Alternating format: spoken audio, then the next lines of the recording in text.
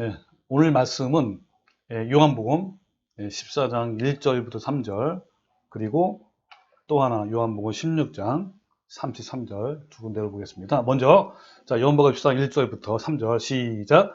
너희는 마음에 근심하지 말라. 하나님을 믿으니 또 나를 믿으라. 내 아버지 집에 거할 곳이 많도다. 그렇지 않으면 너희에게 일렀으리라. 내가 너희를 위하여 거처를 예비하러 가노니 가서 너희를 위하여 거처를 예비하면 내가 다시 와서 너희를 내게로 영접하여 나 있는 곳에 너희도 있게 하리라. 요한복음 13장 16장 33절 시작. 이것을 너희에게 이르는 것은 너희도 내 안에서 편안을 누리게 하느라. 세상에서는 너희가 환난을 당하나 담대하라. 내가 세상을 이겼노라. 이 앞에 있는 말씀은 예수님이 고별 설교죠. 유언 설교를 처음으로 제자들 앞에서 이제 조금 있으면 예수님이 잡히시고 그리고 재판을 받으시고 십자가에 처형을 당하실 텐데, 그런 제자들 앞에 한 명 한 명 눈을 보면서 아마 말씀을 했을 것 같아요. 그러면서 너희는 마음에 근심하지 말라 라고부터 시작을 해서, 또 요한복음 뒤에 있는 말씀은요, 이 고별 설교의 맨 마지막이에요. 뭐라고 말씀하냐면 내가 이것을 너에게 이르는 것은 너희로 내 안에 편안을 누리게 함이라 하시면서 끝까지 예수님이 환난 당할 것을 계속 끝까지 말씀하시는 거예요. 자, 세상에서는 너희가 환난을 당할 것이다. 그러나 담대하라. 왜요? 내가 세상을 이겼기 때문에 너희는 담대하라라고 이 말씀으로 예수님의 그 길고 긴 유언의 말씀을 탁 마치시는 거예요.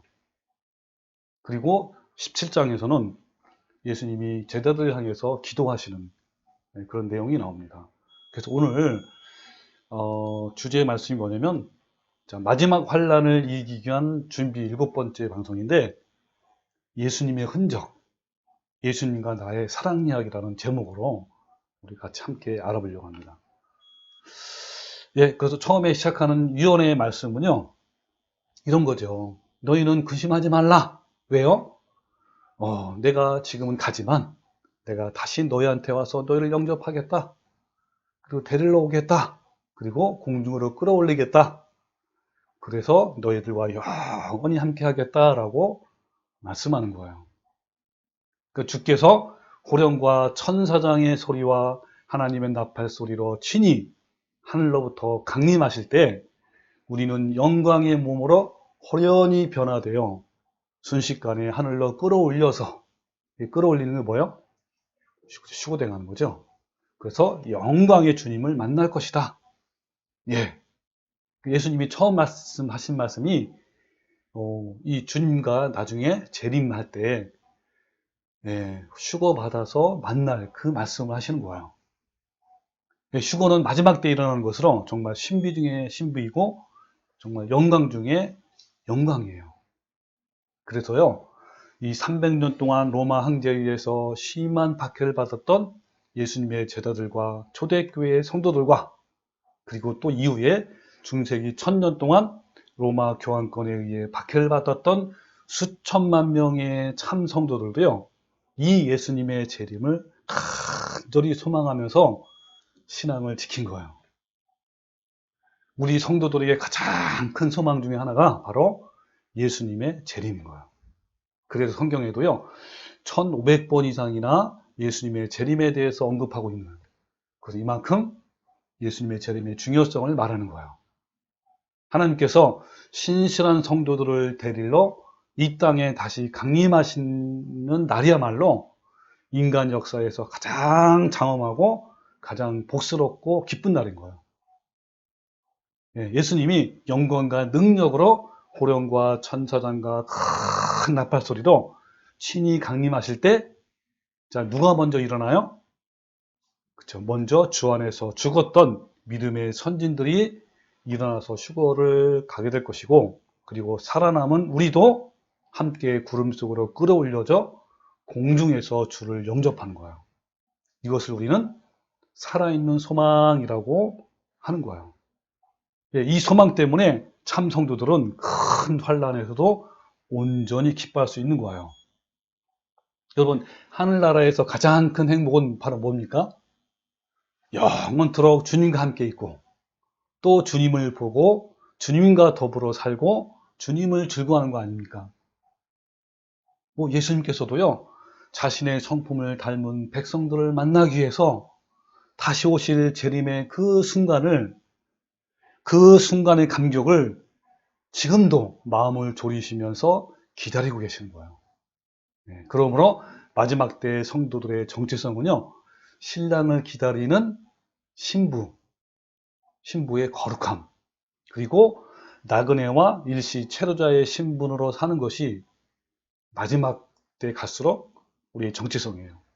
자, 여러분은 주 앞에서도 점도 없고 흠도 없이 신랑이신 예수님을 기다리면서 거룩한 신부의 삶을 하고 있나요? 여러분은 이 땅에 미련이나 애착을 두지 않고 영원한 본향인 그 천국을 사모하는 나그네의 삶을 사는가요? 여러분, 지금이라도 예수님 오시면 여러분은 이 영광스러운 혼인잔치에 참여할 준비가 되어 있습니까?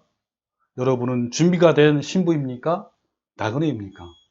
그래서 성경에는 유언의 말씀을 이렇게 오늘 말씀하는 거예요.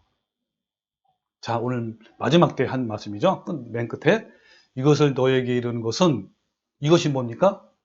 바로 유언의 고변의 말씀을 하는 것은 너희로 주님 안에서 편안을 누리게 하려 함이라고 했죠.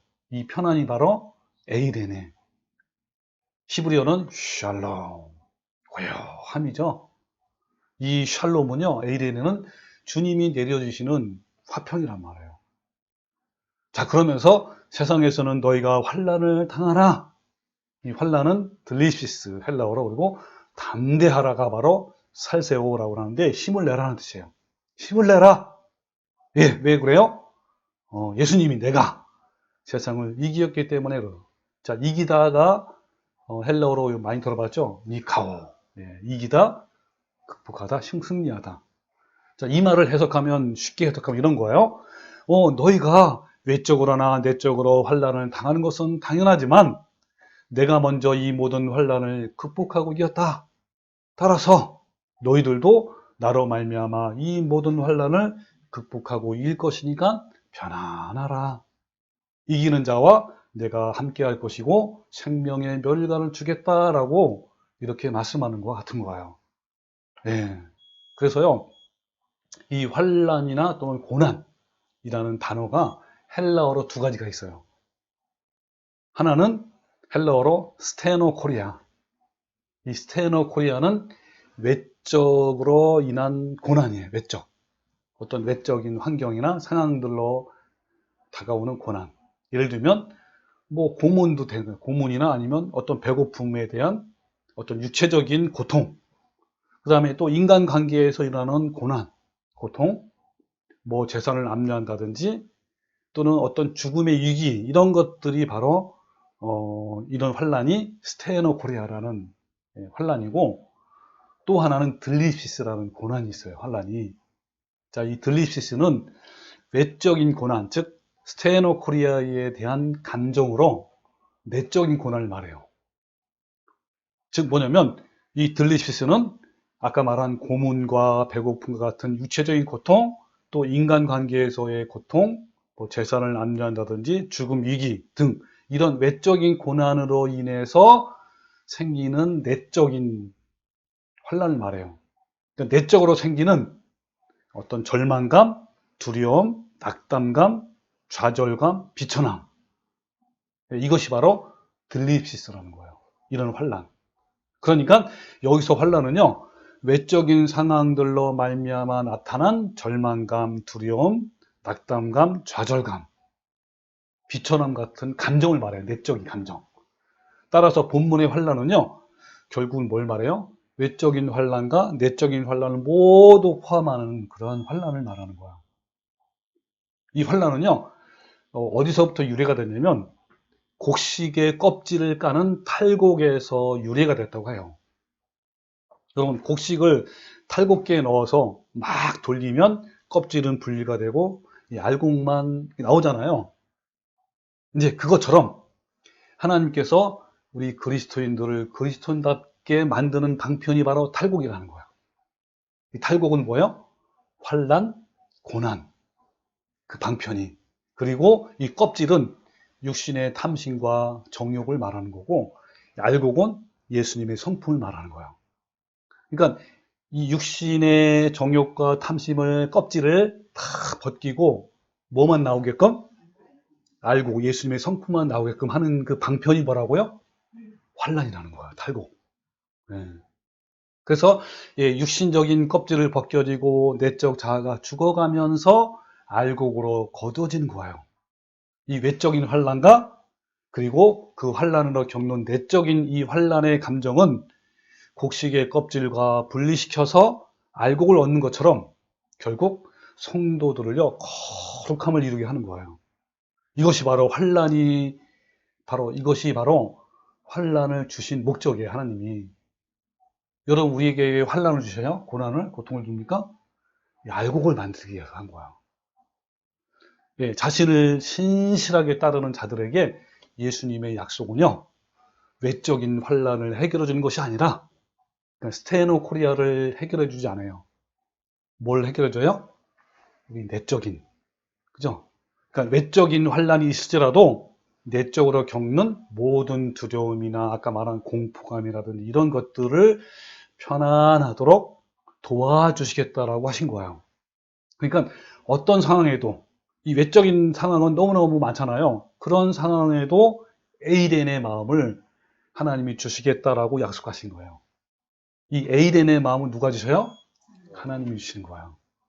그래서 아까 말한 요한복음 14장 20절에도 요 말씀도 유언설교입니다. 편안을 너희에게 끼치노니 곧 나의 편안을 너희에게 주노라. 준다 그랬죠? 예수님의 편안을 우리에게 주신대. 그러면서 내가 너에게 주는 것은 세상이 주는 것 같지 아니하니라. 너희는 마음에 근심하지도 말고 두려워하지 말라 그랬어요. 여러분, 예수님이 주신 이 평강은요, 여러분 모든 두려움과 마음의 근심을 다 없앨 수 있는 거예요.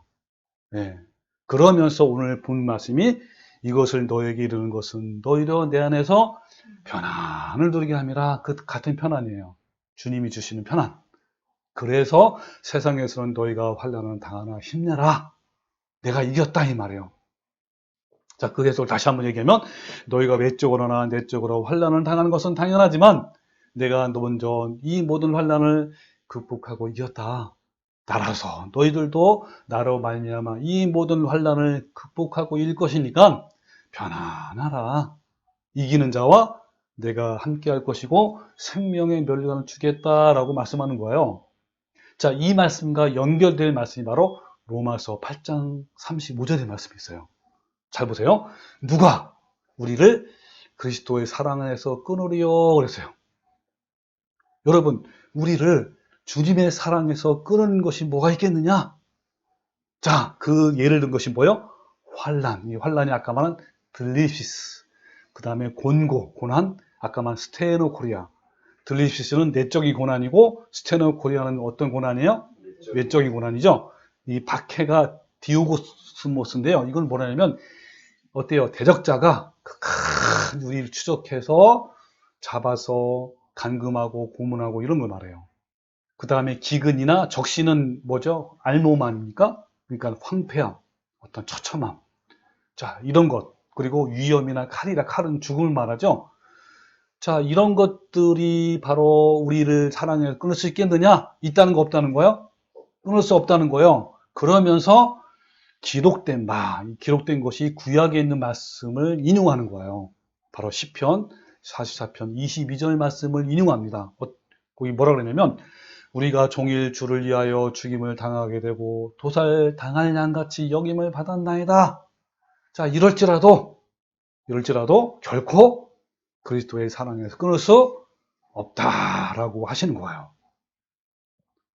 자, 그러나 이 마지막 말씀이 너무 중요한 거예요. 그러나 자, 왜 끊을 수 없느냐면 그 대단 답이 나와요. 그러나 이 모든 일에 우리를 사랑하시는 이로 말미암아 우리가 넉넉히 이긴다 그랬어요.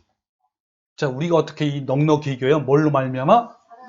그렇죠. 사랑하시는 이로 말미암아. 이가 누구죠? 하나님 예수님 아닙니까? 예수님으로 말미암아 우리를 사랑하는 예수님으로 말미암아 넉넉히 이긴다는 거예요. 왜? 우리가 뭐 때문에 이깁니까? 네, 사랑 때문에 이긴다는 거예요. 우리를 사랑하시는 그 예수님 때문에, 쉽게 말하면 예수님 때문에 이길 수 있다라고 말씀하는 거예요, 지금. 이 모든 것을. 네. 그래서 아까 말한 우리가 종일 주를 위하여 죽임을 당하게 되며 도살을 당할 양같이 여김을 받았나이다 라는 말씀이 시편 44편 22절이죠. 이 말씀의 배경이 어떤 배경이냐면 BC 167년 안티오쿠스 4세라는 이 왕이 성전에서 매일 드리는 제사를 폐지하고 성전 제단에 제우스 신상을 세우고 그것을 숭배하게 한 거예요. 왕의 지시를 따르지 않는 사람들은 모진 고문을 당하고 온몸이 불구가 되기도 했고 산채로 십자가에 매달리게 했고 교수형에 처하기도 한 거예요. 바울은 이 시편을 인용하면서 왜 인용했죠? 예, 그런 극악한 상황에 닥친다 할지라도 우리를 사랑하시는 예수님으로 말미암아 넉넉히 이길 수 있다라는 것을 말씀하기 위해서 그 말씀을 가져온 거란 말이에요. 여러분, 아무도 그 어떤 것도 그 어떤 상황도 바울에게서 그리스도의 사랑을 분리할 수 없어요. 이걸 고백하고 선언한 말씀이에요. 그러나 이 모든 일에 우리를 사랑하시는 이로 말미암아 우리가 넉넉히 이긴다라고 말씀하는 거예요. 이 바울은요, 총일 죽임을 당하고 도살당할 양같이 여김을 받는 상황 속에서도 결코 그리스도의 사랑을 끊을 수 없는 이유는 바로 그분의 사랑 때문이라고 말하는 거예요. 우리를 사랑하는 그 사랑 때문에, 그분 때문에, 예수님의 그 사랑 때문에 바울은 이 모든 상황을 이길 수 있다라고 선언한 거예요. 그 사랑은 십자가에서 나타났는데 그것은요, 우리가 먼저 사랑한 것이 아니라 그분이 먼저 우리를 사랑하신 거예요. 바로 그 십자가에 나타난 구속의 사랑 때문에 바울은 자신도 그런 상황 속에서도 배신하지 않고 넉넉히 이기는 것이 당연하다고 고백한 겁니다. 여러분, 이 넉넉히 이기다가, 이 넉넉히가 헬라어로 슈페르, 이기다가 니카오잖아요. 그러니까 싸우고 정복해서 위로 올라간다라는 의미로서 극복해서 넘어선다, 뛰어넘는다라는 뜻이에요. 다시 한번 볼까요? 8장 36절. 그러나 이 모든 일에 우리를 사랑하신 이로 말미암아 우리가 넉넉히 이긴다라는 거예요. 자, 이것은 요한복음 묻는 말씀이죠. 이것을 너에게 이르는 것은 너희로 내 안에 편안하게 누리함이라 하면서 세상에서는 너희가 환난을 당하나 담대하라. 내가 세상을 이겼다가 똑같은 말이에요. 니카오. 자, 이 말씀 우리가 너무 많이 봤죠? 요한계시록 2장, 3장에 보면 7 교회에게 하신 말씀이에요. 이기는 자에게. 그죠? 이 전투적 용어인데, 에베소에는 이기는 그에게는 내가 하나님의 낙원이 있는 생명나무를 주겠다. 또 서머나 교회는 이기는 자는 둘째 사망의 해를 받지 않겠다. 버가모 교회는 이기는 그에게는 내가 감추었던 만나를 주고 힌도를 주겠다. 그리고 두아디레에게는 이기는 자와 끝까지 내일을 지키는 그에게는 만국을 다스리는 권세를 주겠다 그랬고요. 사대교회는 이기는 자는 이같이 흰 옷을 입을 것이요 내가 그 이름을 생명책에서 결코 지우지 않겠다. 또 빌레델베 교회는 이기는 자는 내 하나님의 성전의 기둥이 되게 하겠다. 또 라두이게는 이기는 그에게는 내가 내 보좌에 함께 앉게 하여 주기를 내가 이기고 아버지 보좌와 함께 앉는 것 같이 하리라. 예, 그런 거예요. 자, 로마 3장 27절 다 같이 시작. 그러나 이 모든 일에 우리를 사랑하시는 이로 말미암아 우리가 넉넉히 이기느니라 그랬죠. 예, 뭘로 말미암아? 사랑으로 말미암아. 모진 고생을 한 바울도요. 수도 없이 돌팔매를 맞고 감옥에 갇히면서도 또 교회에 대한 염려로 그 안타까워하고 그리고 자신의 약점을 자랑하고 그렇게 치열한 복음을 살았던 바울도 예수님의 그 사랑 때문에 마침내 영광의 자리에 이른 거예요. 그래서 바울이요, 바로 죽기 직전에 남긴 고백의 말씀이 있어요. 제가 가장 좋아하는 말씀이에요. 디모데후서 4장 6절에 나는 선한 싸움을 싸우고 달려갈 길을 마치고 믿음을 지켰으니 이제후로는 나를 위하여 의의 멸관이 예비되었다. 네, 이것은 누가 줄 것이다? 네, 의로우신 재판관이신 예수님이, 주님이 그날에 내게 줄 것이다. 내게만 아니라 하나님을 사모하는 자, 그렇죠? 주의 나타심을 사모하는 모든 자에게 줄 것이다 라고 말씀하는 거예요. 바울은 이 영광의 날을 맞이할 수 있게 했던 그것이 바로 예수님의 사랑 때문이라고 이렇게 고백을 하는 거예요. 선언을 하는 거예요. 여러분, 이제 우리에게 마지막 대환란이 곧 다가올 거예요. 이 앞으로 다가올 환란은요, 개국 이래로 그때까지 없었던 환란일 것이라고 다니엘이 말씀했고, 또한 예수님도 뭐라 그랬어요? 그때에 큰 환란이 있겠습니다. 창세로부터 지금까지 이런 환란이 없고 후에도 없으리라고 친히 말씀을 한 거예요. 이제 코로나 사태로 마지막 짐승의 표 환란기가 빨라지고 있어요. 큰 환란을 이기기 위해서 우리는요, 뭐를 준비해야 될까요? 예? 가장 중요한 거 준비를 해야 돼요. 바로 예수님과의 사랑 관계가 더 깊어지고 높아져야 하는 거예요. 여러분, 마지막 환란을 이기기 위해서 준비할 거에 가장 중요한 게 뭔지 아세요? 바로 예수님과의 사랑 관계예요. 이 관계가 더 넓어지고 깊어지고 높아지고, 여러분, 이것은요, 삶 속에서 그 사랑을 매일 경험하면서 풍성한 사랑의 관계가 이루어지는 거예요. 이제 가까운 시기에 전 세계를 장악한 정치적인 세력, 바로 두 번째 짐승이죠. 그리고 종교적 세력, 첫 번째 짐승, 로마 경환권이죠. 연합을 해서 전 세계를 다스릴 때 그 정책에 반대하는 사람들을 체포하고 구금하고 처벌할 거예요. 그 정책에는 세계 기후의 변화 대처와 또 기아 문제와 전염병, 전쟁 등 사회 불안과 문제를 해결하는 것이기 때문에 대부분의 사람들은 모두 환영할 거예요. 그러나 그 정책에는 참 성도들이 도저히 따를 수 없는 짐승의 표가 포함되어 있기 때문에, 즉 로마 교환권의 계명과 교리가 있기 때문에 우리는 그 짐승의 표를 받지 않을 거예요. 그래서 매매를 금지할 것이고 박해와 죽임을 당할 겁니다. 이때 진짜 교회는요, 지하 교회 형태로 존재할 수밖에 없는 시기가 올 거예요. 몰래 숨어서 예배를 드려야 되고 몰래 숨어서 도망다니면서 예배를 봐야 될 거란 말이에요. 이때 이 핍박을 견딜 수 있는 것이 두 가지가 있대요. 이 두 가지가 뭐게요? 첫 번째는 아까 말한 예수님의 사랑이에요. 네. 그 두 번째는요, 그 사랑을, 성품을 닮은 성도들의 모임, 바로 공동체라는 거예요. 네. 여러분, 이때에도요, 초대교회처럼 이 카타콤 형태의 공동체가 재현될 거예요. 우리 지난주에 한 것처럼 네로의 가장 극심한 박해 때에 베드로와 사도 바울의 순교를 당했고, 또 계속해서 300년간 로마의 10명의 황제에 의해서 10대 박해라는 엄청난 박해가 교회를 휩쓸고 지나가면서 수많은 기독교인들이 순교를 당하고 모든 것을 다 빼앗긴 채 산과 바다와 암열과 토굴에서 유리 방황이 되었고, 그리고 나중에는요, 카타콤이라는 동굴에 들어가서 생활하기도 했어요.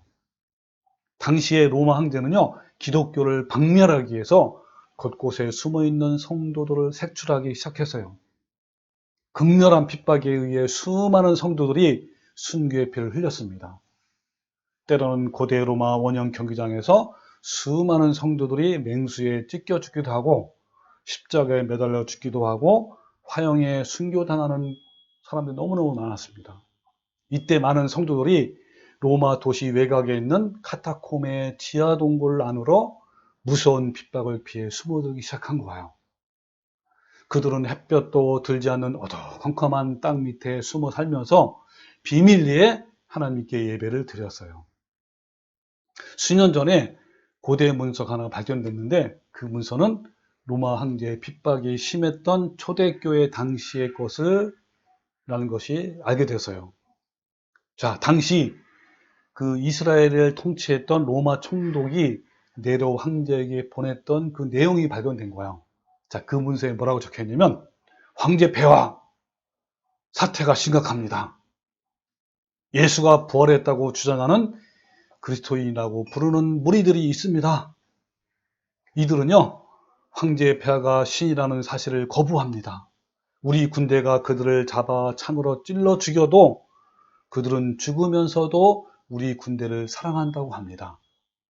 그들은 기름을 발라 양초 인간으로 태우기도 해봤지만 그래도 화염에 쌓이면서도 사랑한다고 합니다.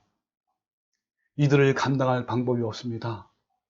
그런데 그들은 죽이면 죽일수록 그 숫자가 늘어납니다. 황제 폐하, 도대체 이들을 어떻게 처리하면 좋을지 모르겠습니다. 라는 문서예요.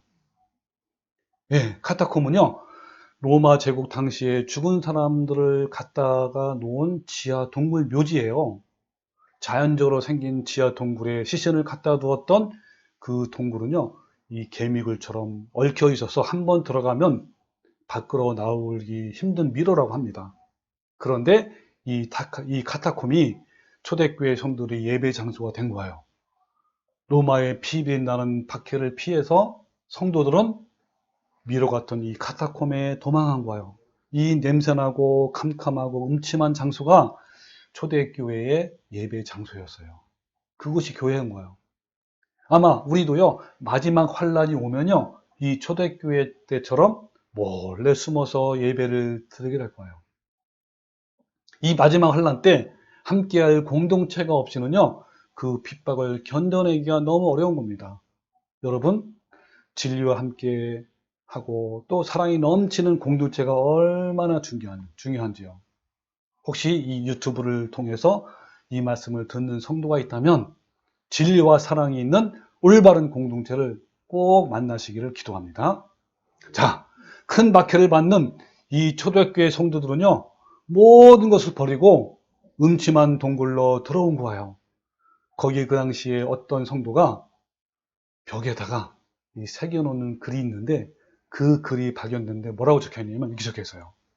우리는 가진 것이 없습니다. 우리는 지금 고통에 시달리고 있습니다. 그러나 우리는 이곳을 떠나지 않을 것입니다. 왜냐하면 우리에겐 사랑하는 사람들이 있기 때문입니다. 라고 적혀있는 거예요. 그 안에 누가 있었던 거예요? 네, 사랑하는 공동체가 있었던 거예요. 그러니까 거기서 견딜 수 있는 거예요. 여러분, 마지막 짐승의 폐허 환란기에도요, 이런 일이 재현될 거예요.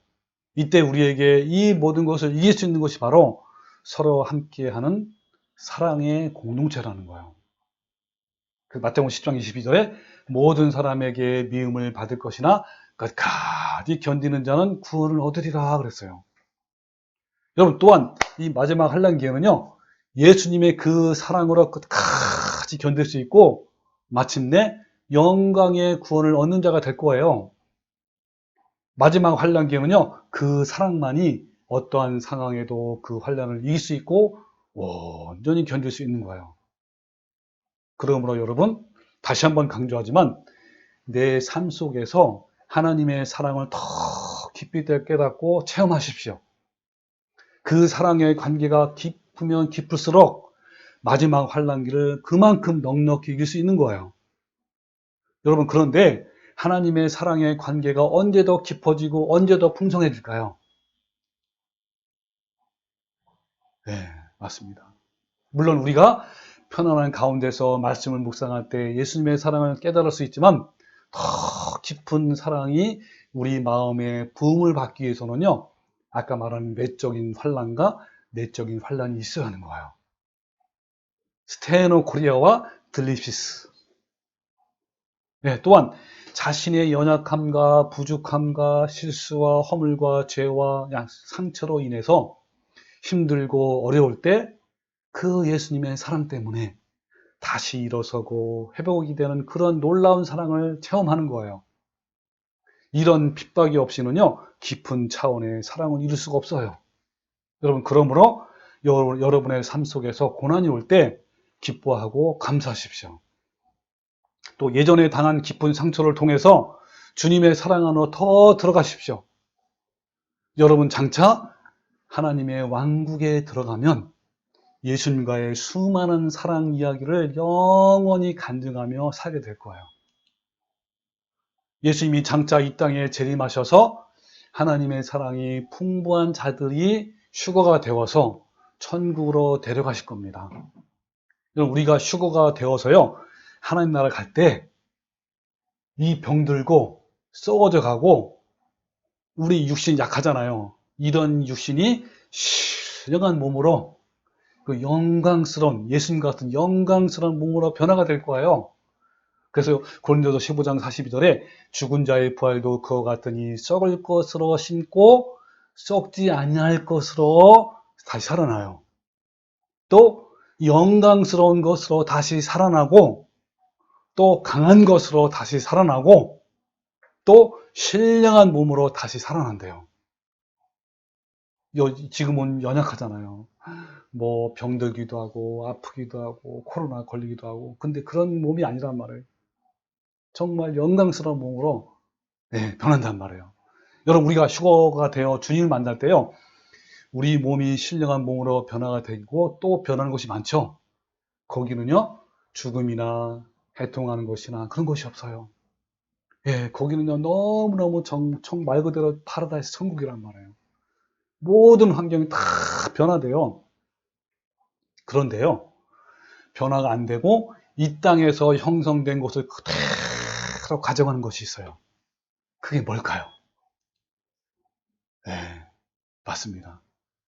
이 땅에서 형성된 모든 우리의 성품, 성격, 기억들은요, 그대로 가진 채로 하나님 나라에 가는 거예요.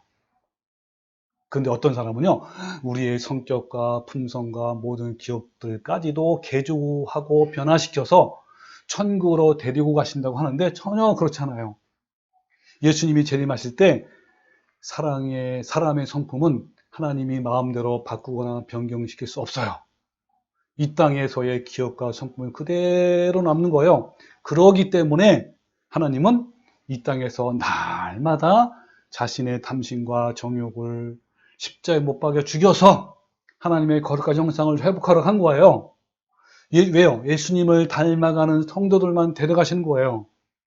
만약에요, 교회에 다닌다고 하면서 죄의 본성을 다루심을 받지 못하고 까칠하고 보복하고 고집스럽고 원망하고 불평하는 마음을 그대로 갖고 있는 사람이 천국에 들어간다면 여러분 어떨 것 같아요? 그런 사람들이 모여서 거기 천국이 아니라 지옥이에요. 여러분, 예수님이 재림하실 때 현재 가지고 있는 기억이나 성격이나 성품이나 생각을 가지고 그대로 두 곳 중에 하나를 가게 돼 있어요. 자신의 성품이 육신의 정욕과 탐심 그대로이면요, 지옥불로 들어가는 것이고, 예수님의 아름다운 성품으로 변화가 된 사람은 그 있는 그대로 하늘나라에 가는 거예요. 여러분, 그 영화에서 저도 종종 봤는데, 종종 보면 어떤 사고로 인해서 뇌가 막 손상을 입잖아요.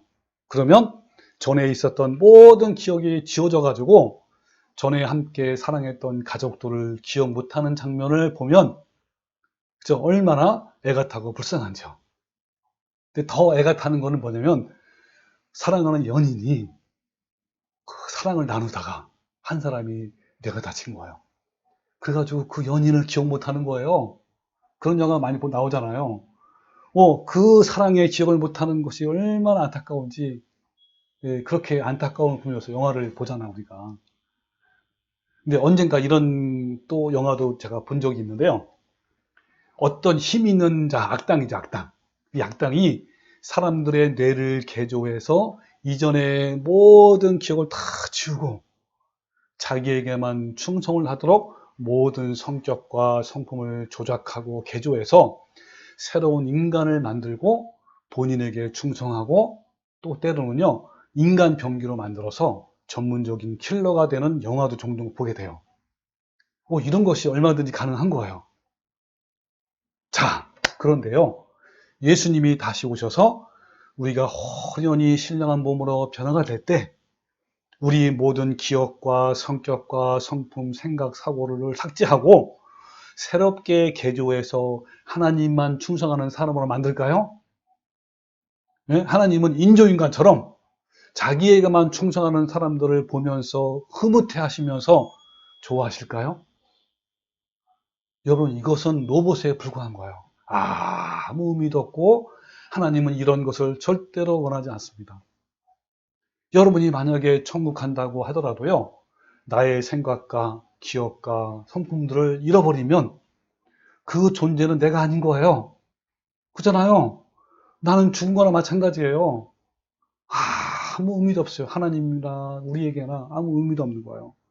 여러분, 하나님은요, 로봇 같은 사랑을 전혀 원하지 않습니다. 여러분 한번 상상 좀 해보십시오. 내가 이 땅에 살면서 억울하고 분통한 일을 당했는데 그 억울한 마음을 가지고 주님께 가서 상하고 통회하는 마음으로 나의 사정을 아릴 때, 그때 그 주님의 사랑이 나에게 부어져서 나의 마음이 용서의 마음으로 바뀌어서 그 원수 같은 사람을 사랑하고 기도하고 이런 그 주님과의 사랑 이야기를 만약에 잊어버린다면요, 천국에 간들 무슨 소용이 있겠습니까? 그리고요, 자신의 연약함과 부족함과 실수와 허물과 죄와 상처로 인해서 내가 힘들어하고 삶이 버거울 때 예수님 때문에 다시 일어서고 회복되는 그 놀라운 사랑 이야기가 지어진다면 하나님 편에서도 천국에서 함께 영원히 산다는 것이 무슨 의미가 있겠습니까?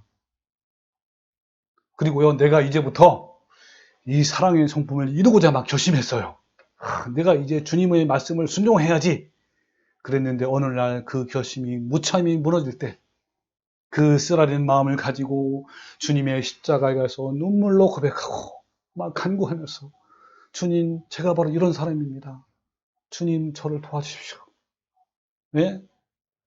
그래서 그 십자가에서 내 못된 자아가 부서지고 깨어지면서 내 마음은 아프지만 그 예수님 때문에 다시 힘을 얻고 나아가는 그 아름다운 사랑 이야기를 모두 잊어버린다면 천국에서 영원히 주님과 함께 그 사랑 노래를 한다고 했는데 여러분, 그것이 가능할까요?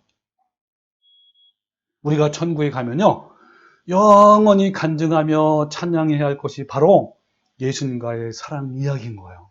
러브 스토리. 네, 러브 스토리. 네, 우리가요, 천국에 가면 수많은 천사와 셀 수 없는 성도들 만날 거예요. 그 천사들을 만날 때마다, 그 많은 성도들을 만날 때마다 여러분 무슨 대화를 하게 할까요? 그 많은 수많은 세월을요. 예, 바로 예수님의 사랑 때문에 죄의 허물을 용서를 받고요. 부패한 상처가 회복이 되고 힘을 얻고 승리하기도 하고 슬픔을 참기도 하고 살기도 하고 죽기도 하는 그 수많은 사랑 이야기를 간증하면서 그리고 예수님의 그 아름다운 사랑을 찬양하면서 영원토록 살지 않을까요? 나의 부끄러웠던 일, 수치스러운 그런 죄와 상처들, 나의 연약함과 부족함과 또 나의 실패했던 것들이 예수님의 사랑 때문에 회복이 되는 그 놀라운 사랑 이야기 영원토록 이야기하고 찬양하지 않을까요? 여러분, 제가 지금이라도 천국 가면요, 제일 먼저 예수님을 만나고 싶은 거예요. 예수님, 그때 그 일 아시죠? 있잖아요. 우리 예수님과 서로 알잖아요, 우리 둘이는. 그때 예수님이 저희 마음에 오셔서 저를 위로해 주시고 힘을 주셨잖아요 하면서 그 사랑 이야기를 할 거예요. 그리고 바울 형님도 만나면서 바울 형님 그때 어땠는지 하면서 또 내 이야기도 막 하는 거예요. 그럴 때 예수님 때문에 했다고. 베드로도 만나서 얘기하고요. 그 사랑 이야기를 하고 싶을 거예요. 그리고 수많은 천사들 다 만나면서요. 그 성도들 만나면서요. 손을 붙잡고 그 사랑 이야기를 저는 할 거예요. 여러분, 나만 그럴까요? 아니에요. 거기에 있는 모든 성도들 다 그럴 거예요. 아마 서로 기뻐서 서로 자기 이야기를 먼저 할 거예요. 아니, 그만 얘기하고 내게 얘기를 들어달라고. 예? 여러분, 그 날 때부터 맹인된 사람을 예수님께서 고치신 사건이 요한복음 19장에 나옵니다. 여러분, 날 때부터 맹인이어서 소경, 근데 고침을 받아서 볼 수 있는 거예요. 예수님 때문에. 그 얼마나 기쁘고 얼마나 감사한가요? 그는요, 그 이후부터 만나는 사람들마다 예수님이란 분이 내 눈을 뜨게 했다고 간증하면서 다녔어요. 그는 전에 맹인으로 신체 불구제였잖아요. 무식하게 표현하면요, 그냥 병신이었어요, 말 그대로. 뭐 일반 사람이라면 어때요? 자신이 맹인이라는 이 신체 불구가 어때요? 수치스럽고 부끄러워서 말하기 쉽지 않을 거예요. 그런데 예수님 때문에 눈을 뜨게 된 이 맹인이 과거에 수치스럽고 부끄러운 일을 숨길 수 있었을까요? 아니요, 숨길 수 없어요. 만약에 이 맹인이 진정으로 예수님의 사랑의 품성이 막 그렇다면요, 예수님의 사랑의 품성이 없다는 거 증명되는 거예요. 예수님은 아마 만나는 사람마다 자신의 과거의 수치스러운 자신의 모습과 그리고 예수님 때문에 회복된 이 행복에 대해서 당당하게 간증했을 거예요. 여러분, 우리는요, 성경에서 가늠하다가 현장에 붙잡힌 여자의 사건을 잘 알고 있습니다. 그 여자는요, 유대인들에게 막 끌려와서 유대인들이 돌려 치려고 쳐서 죽이려고 할 때, 그때 어떻게 했죠? 예수님이, 그죠? 예수님이 그를 구했잖아요. 예수님의 사랑으로 죄 용서받고 구원을 받은 거예요. 이 여자는요, 예수님의 그 사랑이 얼마나 기쁘고 감사한지요. 그래서 예수님이 십자가에 죽으시기 며칠 전에 예수님 발에 값비싼 향유를 깨뜨려서 그 발에 부었고요.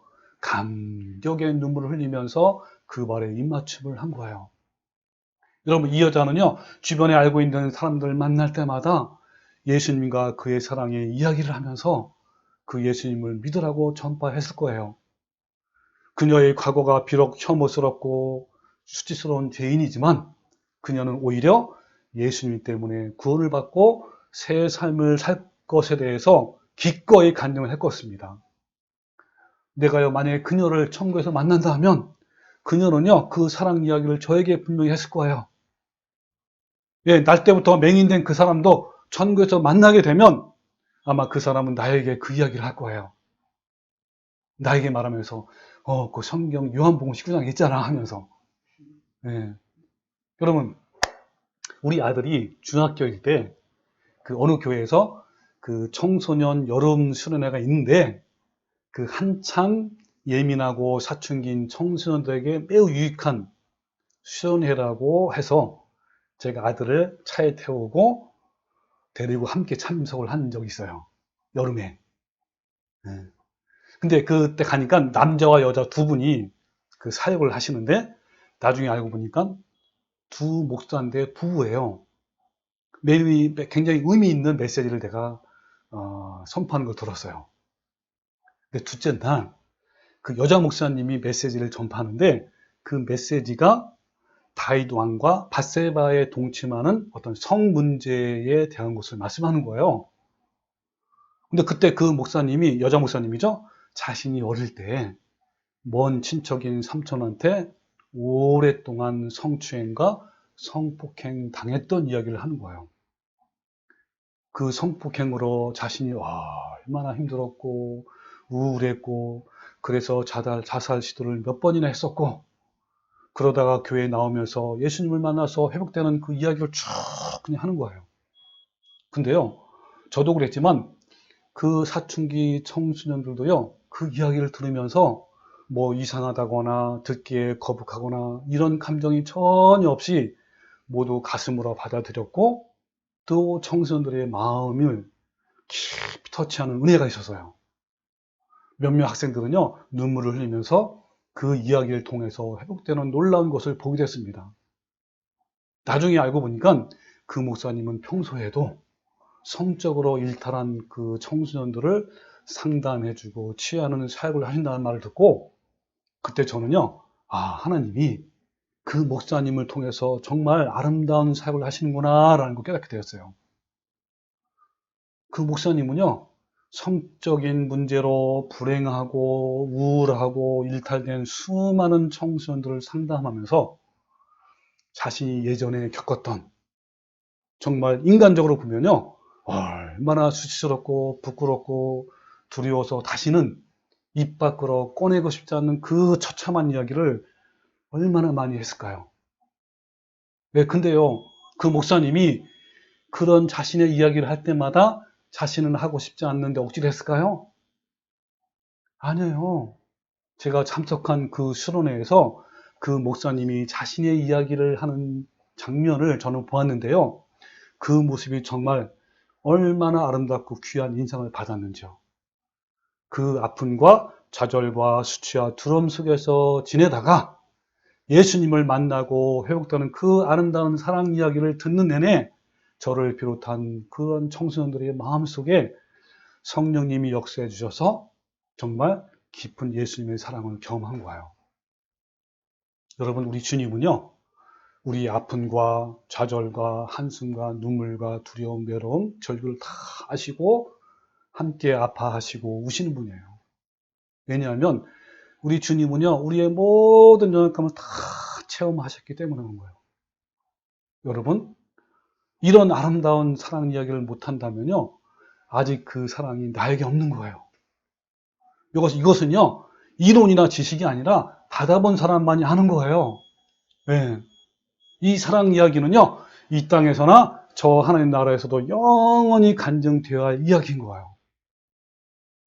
이 사랑 이야기를 바울은 뭐라 그러냐면 예수님의 흔적이라고 표현한 거예요. 그래서 갈라디아 6장 10절에 이후로는 누구든지 나를 괴롭게 하지 말라. 내가 내 몸에 예수의 흔적을 가져노라 라고 기억하는 거예요. 나를 없이 여기지 말란 말이에요. 그는 당당하게 말한 거예요. 내 몸에 나에게 예수님의 흔적이 있다라고 말하는 거예요. 그리스도의 흔적은요, 옷이나 종이에 묻은 얼룩 정도가 아니라 헬라어로 흔적이 뭐냐면 스티그마타라고 그래요. 스티그마타. 이것을 쉽게 말하면 낙인.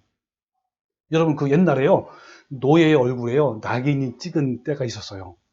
그러면 평생 살아야 하는 그 사람을 떠올리면 쉽게 이해를 할 거예요.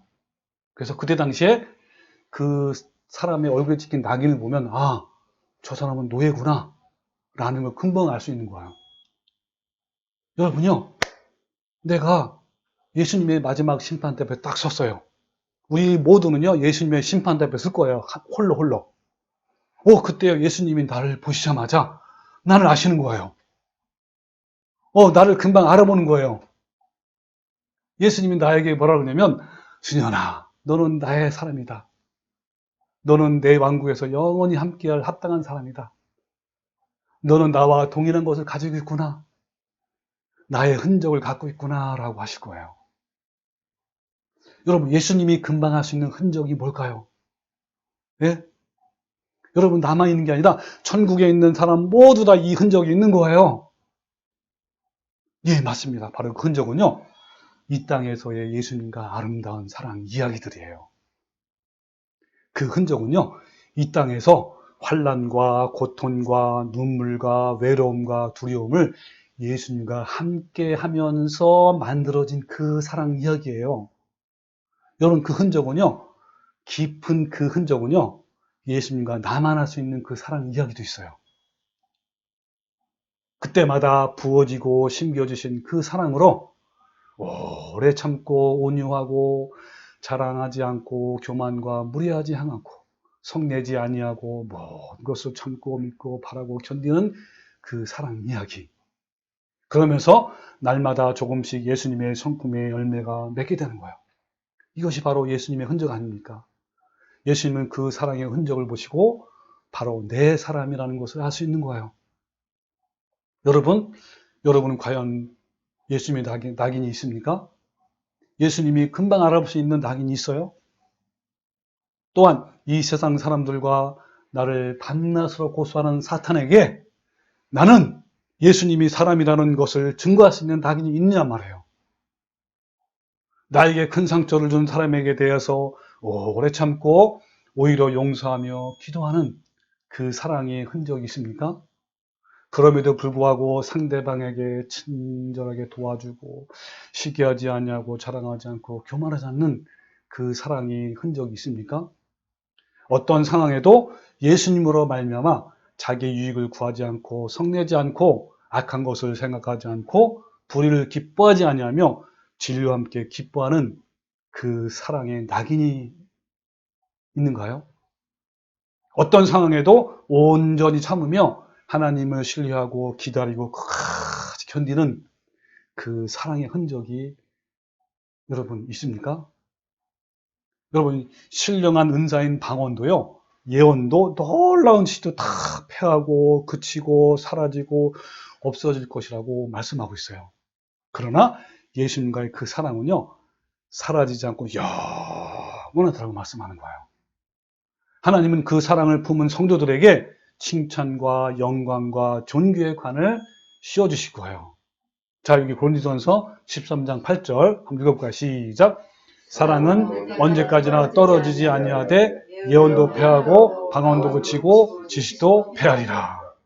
야, 해석하면 이런 거예요. 그 사랑은요, 이 땅에서도 천국에서도 영원하지만 신령한 은사라고 하는 예언과 방언과 지식은 패하고 그치고 사라질 것이다 하는 거예요. 그러면서 13절에 뭐라고 하냐면 그런즉 믿음, 소망, 사랑 이 세 가지는 항상 있을 것인데 그 중에 제일은 뭐요? 사랑이라.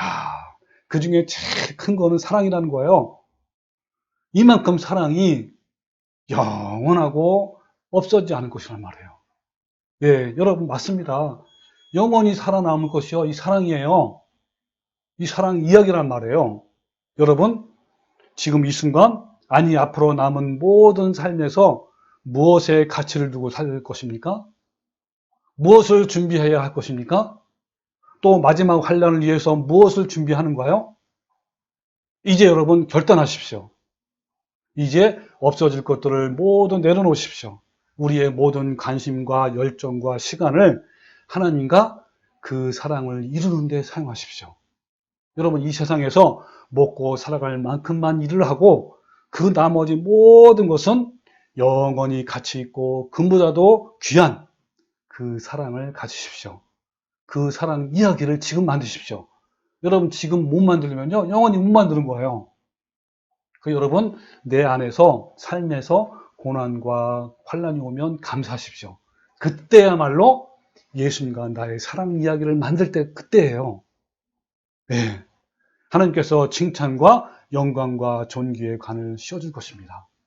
여러분, 우리 모두 위대하고 영원히 없어지지 아니하는 그 사랑 이야기를 이 땅에서 풍성하게 이루는 성도가 되시기를 주님의 이름으로 축원합니다. 아멘.